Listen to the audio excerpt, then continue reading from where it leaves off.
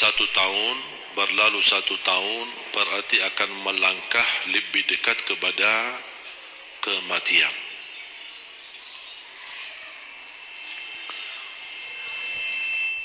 Sebenarnya bukan berapa usia kita, tapi apa isi usia kita.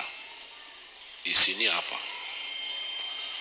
Dan sebagaimana Rasulullah SAW menjelaskan di hadis yang sahih, di hari kiamat tidak akan tergeser kaki seorang sambil ditanya oleh Allah 4 pertanyaan. Berarti kita akan menghadapi 7 pertanyaan. 3 di kuburan, menghadap mungkar nakir, man rabbuka, ma dinuka, man nabiyuka. Yang tersisa 4 nanti di hari kiamat, sebelum dimulai hisab, sebelum tergeser kaki kita ke surga maupun ke neraka, ditanya oleh Allah Subhanahu wa taala 4 pertanyaan. Yang pertama, lan tazula qadama 'abdin yaumal qiyamah hatta yus'ala an 4. Tidak akan tergeser kaki seorang di hari kiamat sampai ditanya oleh Allah SWT 4 pertanyaan. Yang pertama, an umurihi fima afnah. Umurnya apa yang kamu lakukan? Allah tidak akan tanya berapa usiamu, tapi apa yang kamu isi dalam usiamu. 60, 70, 100 tahun, kurang, lebih, Allah tidak berdulikan berapa usia kita. Bahkan banyak para sahabat ketika ditanya usiamu berapa, dia menjawab usia saya 10 tahun. Padahal sudah tua, sudah di atas 50, ada yang di atas 40. Tapi kenapa begitu ditanya soal umurnya dia menjawab 10 tahun? Ternyata mereka menghitungkan usia yang sebenarnya adalah usia yang terisi taat. Masa jahiliyah, sebelum datangnya Islam, mereka menganggap itu semua usianya sia-sia.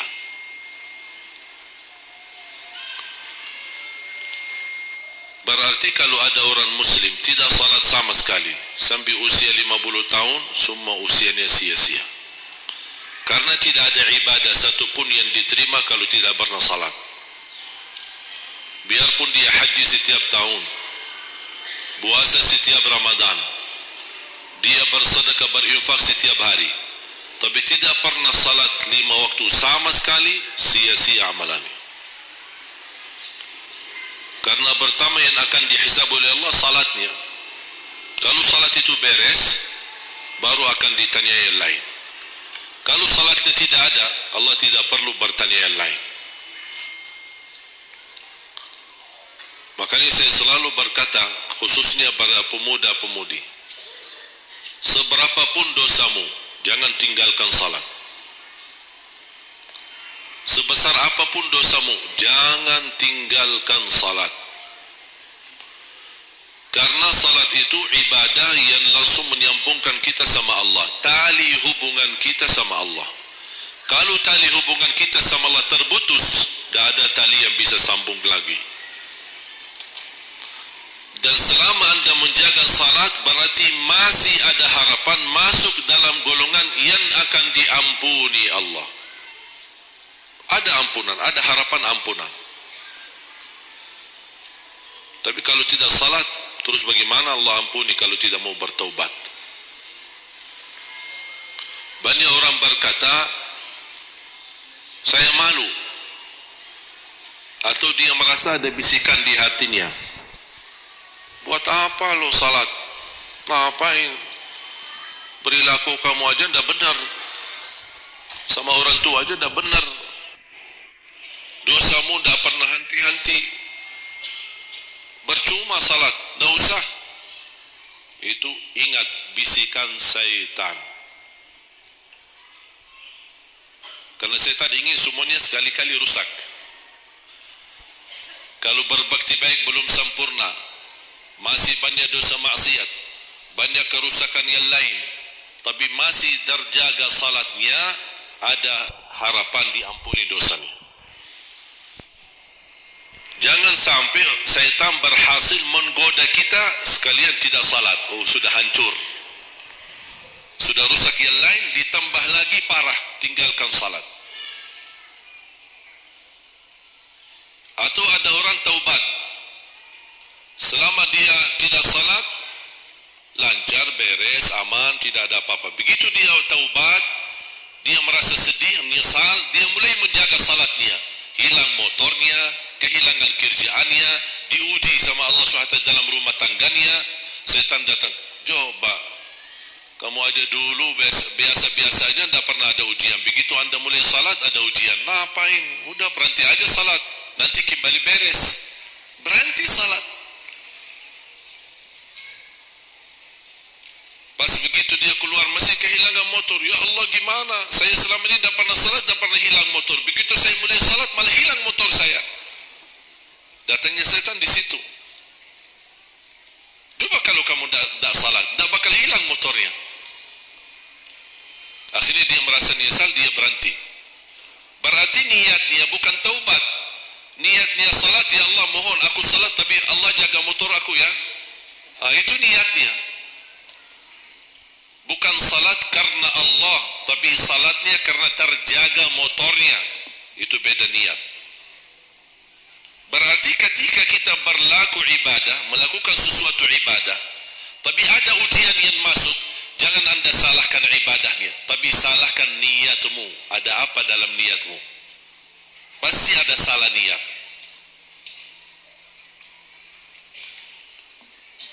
Dan itu inti daripada umur kita. Allah berikan 60 tahun. Kemarin saya hitungkan, kalau standar umur umatku kata Rasulullah kan 60 sampai 70. Itu kira-kira kurang lebih. Ada yang lebih tua, lebih panjang usianya, ada yang lebih muda. Tapi standar kata Rasulullah SAW, a'maru ummati baina 60 wa 70.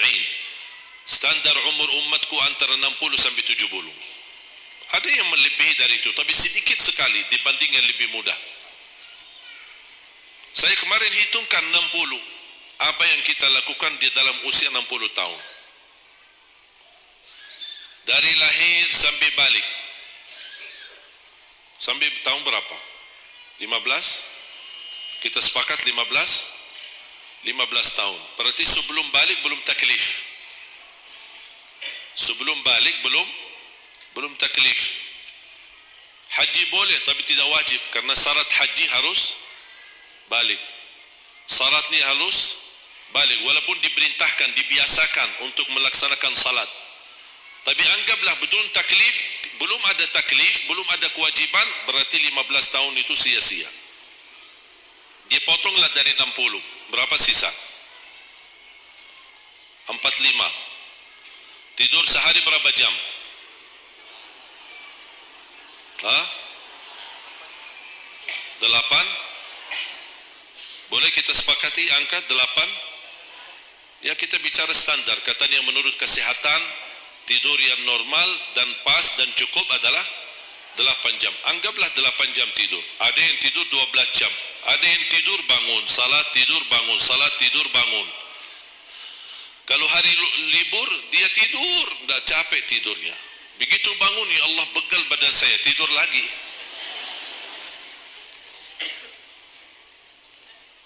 Saya hitungkan 8 jam. 8 jam dalam sehari berapa kalau dibagi? Dalam sehari.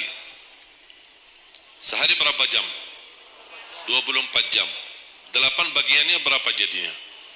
Sepertiga. Sepertiga sehari tidur. Sepertiga 60 tahun berapa? 20.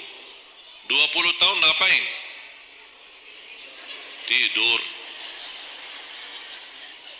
20 tahun cuman kerjaannya tidur. Mulai dari 8 jam. Coba, memang terlihat angkanya tidak terlalu besar. Tapi kalau dihitung dalam usia 60 tahun, 20 tahun tidur. Ditambah 15 belum taklif, Jadi 35. Tersisa berapa dari 60? 25. Cari nafkah dan rizki. Kerjaan, standar kerja, jam kerja berapa jam? 8. Berarti 60 tahun berapa jam? Berapa tahun kita kerja? 20 tahun. 20 tahun cari menjadi kaya. Tapi 20 tahun masih stres.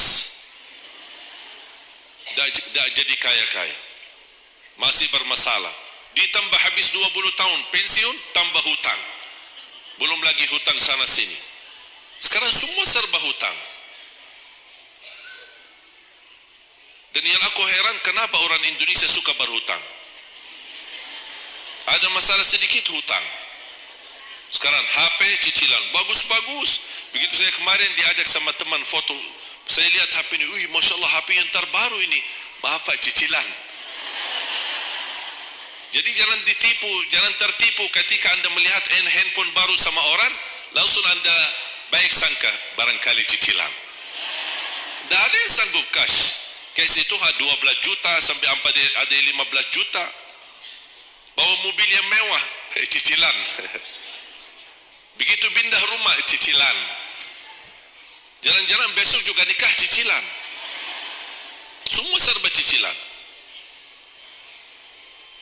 Dan terpengaruhi dengan promo sana ini, ada ini, non persen, non ini, apa sini beli satu dapat satu, dan semua serba hutang. Tambah kita sadar, tidak sadar, memang mudah kita awal-awalnya berhutang, tapi begitu sudah jatuh tagihannya pusing.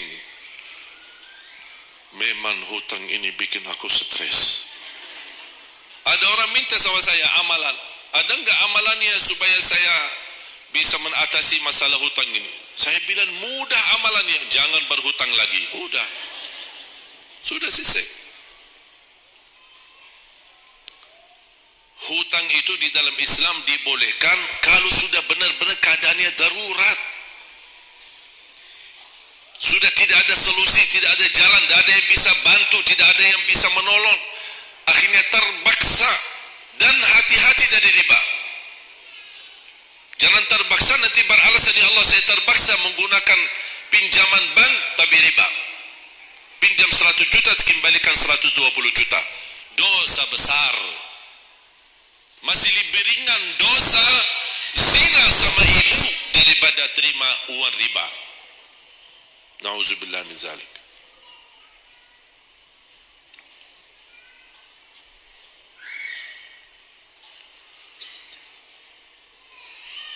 Tahun cari kerja. Tadi berapa yang tersisa? 25 kan? Berarti yang tersisa berapa? Saya belum bicara ibadah Bapak Ibu. 20 tahun tidur, 20 tahun cari dunia, 15 tahun masih belum taklif, tersisa 5 tahun. Saya hitung dalam 60 tahun bagi orang yang rutin menjaga salat 5 waktu. Tahu enggak hasil hitungan saya dapat berapa? Anda jaga salat selama 60 tahun itu menghasilkan ibadah cuma 2 tahun 7 bulan. Total salatmu dalam 60 tahun 2 tahun 7 bulan. Karena salat 5 waktu berapa? Tidak sampai 1 jam. Tidak sampai 1 jam. Saya bicara yang wajib. Ada, bagaimana saya hitung kalau ada orang yang tidak salat sama sekali, na'udzubillah, sudah habis sia-sia umurnya kalau tidak salat sama sekali. Makanya kembali lagi jemaah sekalian, umur bukan berapa usianya, tapi apa isinya. Maka Rasulullah SAW bersabda, ni'mal abdus salih man tala umur wa hasun amalu. Sebaik-baik hamba yang salih yang panjang usianya tapi baik amalannya. Baik amalannya. Bulan Syaban ini sekarang tersisa kurang lebih 14 atau 16 hari. Rasulullah SAW punya kebiasaan puasa Syaban full. Sampai kata Siti Aisyah, tidak pernah aku melihat Rasulullah puasa 1 bulan penuh selain bulan Ramadan.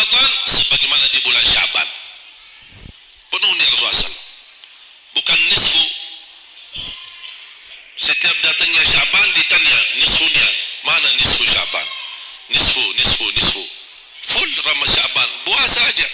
Di awal boleh, di tengahan boleh, di akhir boleh. Yang tidak boleh, yang tidak pernah puasa Sya'ban, pas begitu berakhir, mau mendekati Ramadan, seminggu terakhir atau 10 hari terakhir, itu ada sebagian ulama berkata makruh. Kalau sudah 22 hari terakhir bulan Sya'ban, Anda tidak pernah ada puasa sebelumnya, itu dianggap oleh ulama haram. Apalagi kalau sudah jatuhnya di hari keraguan, hari ragu-ragu, kemungkinan ini bisa hari terakhir, kemungkinan bisa masuk Ramadan, isbat Ramadan. Termasuk ibu-ibu dan jamaah sekalian yang masih punya hutang, segera lunasi hutangnya. Jangan begitu sudah mendekat puasa, Anda punya hutang 7 hari, tersisa bulan Ramadan 5 hari. Syekh, apa? Aku punya hutang 7 hari, sedangkan yang tersisa bulan Ramadan itu tinggal 5 hari lagi mau masuk Ramadan. Aduh, 1 tahun tak pernah tanya. Begitu sudah mepet baru cari jawabannya. Itu karena hukuman nanti. Tetap diganti puasa yang dari tahun yang lalu. Tetap bayar hutangnya dan karena denda setiap hari karena fidyah. Jadi seandainya Anda masih punya hutang dan masuk Ramadan, Anda belum lunasi, tetap hutang itu terbawa nanti. Pas habis Ramadan, Anda punya kewajiban bayar hutang. Tapi karena Anda tunda, mundurkan sampai masuk Ramadan, Anda punya karena denda.